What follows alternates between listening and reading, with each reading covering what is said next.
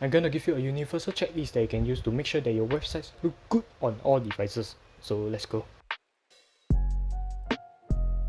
Many people are going to look at your website at different devices. It is then crucial to not leave anybody's devices behind. But you may be asking, what are the different devices sizes and how to include everybody's devices inside? Good question. In web development, the device sizes are based on the width of them. The width is in pixels, and these are the standard breakpoints that you can follow, where it shows you the standard pixels width of different devices type. From this, you can adjust the elements based on different screen sizes so that everybody gets to enjoy your website equally and not be restricted by their device. This is how you can apply them in CSS. You can use media queries to apply different styles for different screen sizes. These are some ways and ideas that you can use to implement yourself to make your website more responsive.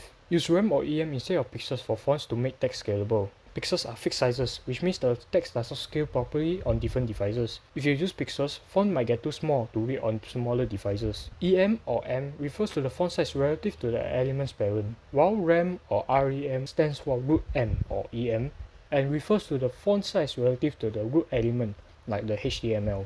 Think of them like multipliers. 2EM or 2M equals to 2 times the font size of the parent element. 2RAM is equals to 2 times the font size of the root element, which is usually 16 pixels.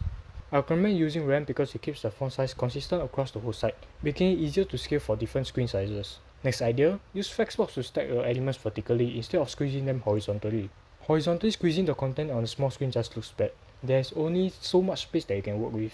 Instead, stack elements vertically using display flex and then flex direction column. The idea here is that the screen scrolls vertically, so there is more vertical space than horizontal space. And on small screen, side-by-side layouts can become cramped and harder to read. Just look at the difference between the two. Next idea, if applicable, extend the width of the element to the width of the device. This goes hand in hand with the previous tip. On large screens, you can afford to have white space on the sides, but on smaller screen, you should not waste more and more space for no reason. They are literally valuable here.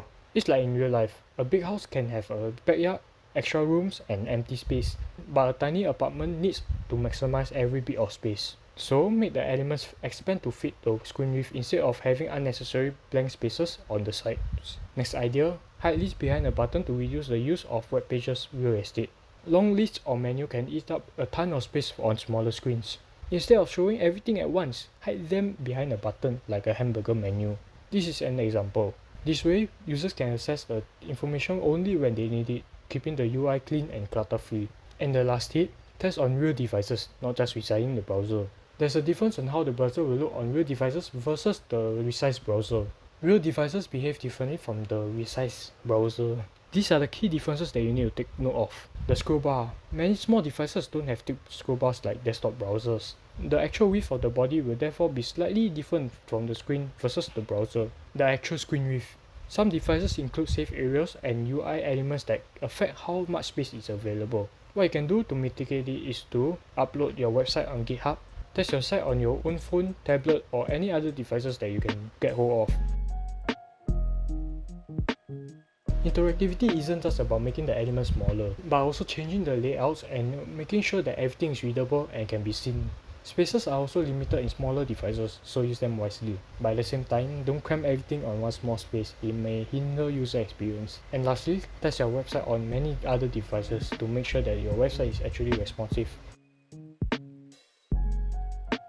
So yeah, these are the tips that you can use to make your website more responsive. Anyways, that's my opinion. Bye.